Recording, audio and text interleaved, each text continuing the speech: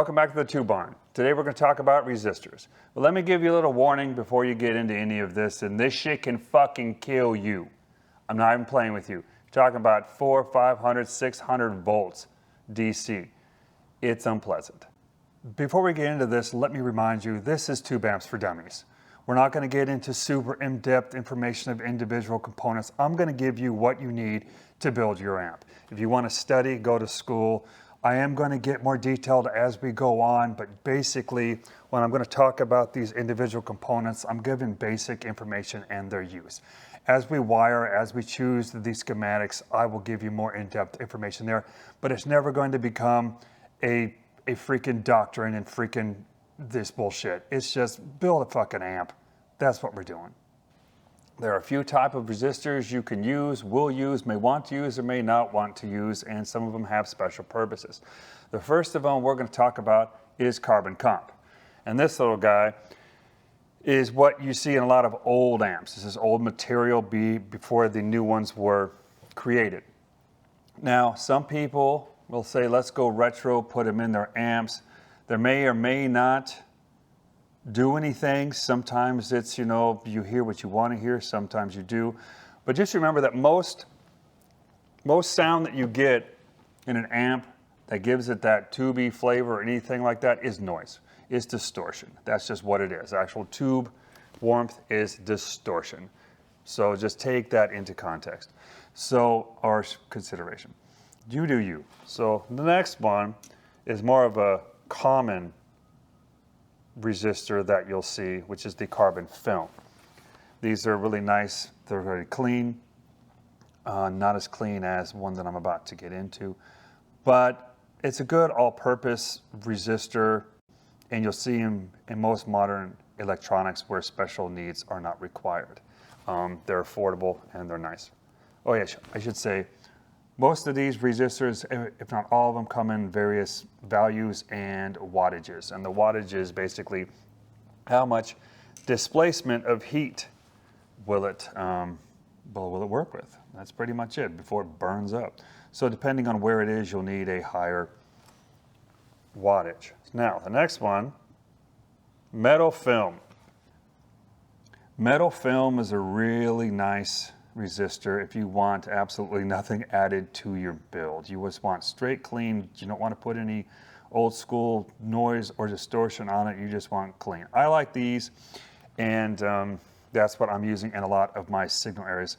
If it's not in the signal path, it may or may not have any effect on it, so you really don't need to get that crazy with expensive resistors as long as you're not using garbage and it's causing a lot of craziness in your power supply.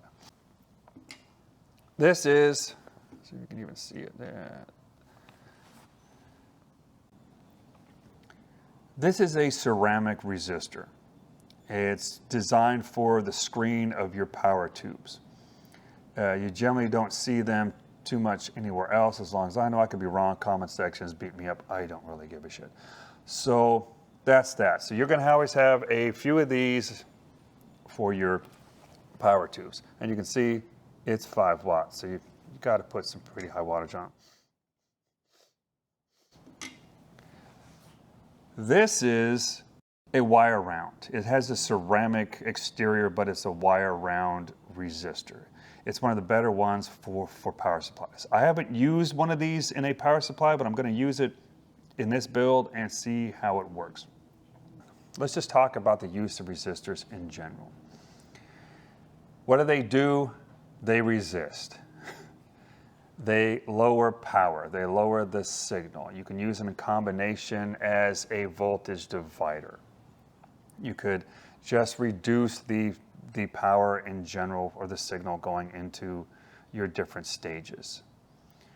That's pretty much what they do, which is why if you're looking at it, if it's in the signal path, then I like to use the metal film. Carbon film works great. I like to use metal film because I don't really want the resistors to add anything to my amp.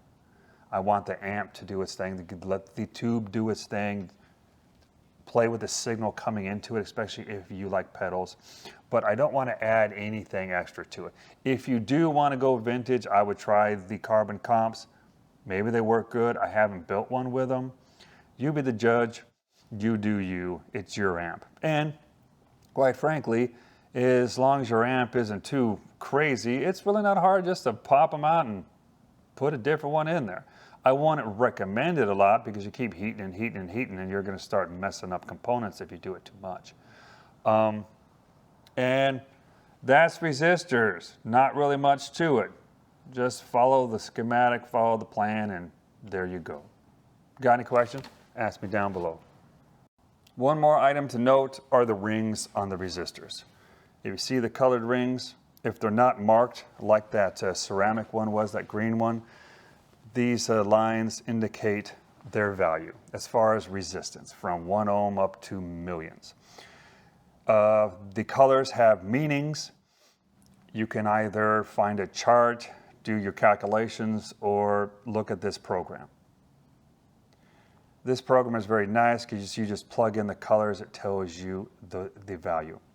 One thing to remember when you get your resistors is either leave them in the bag where they're marked, or get a rack system like this if you're going to be doing this a lot. Mark it on the lids, put it in there, and that way you don't get them confused. Because if you just take your components and put them out, you may go, oh shit, which one is which?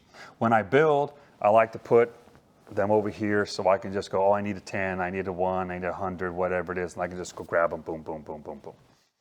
It makes things easier because the last thing you need to know is, or last thing you need to do is go, oh, shit.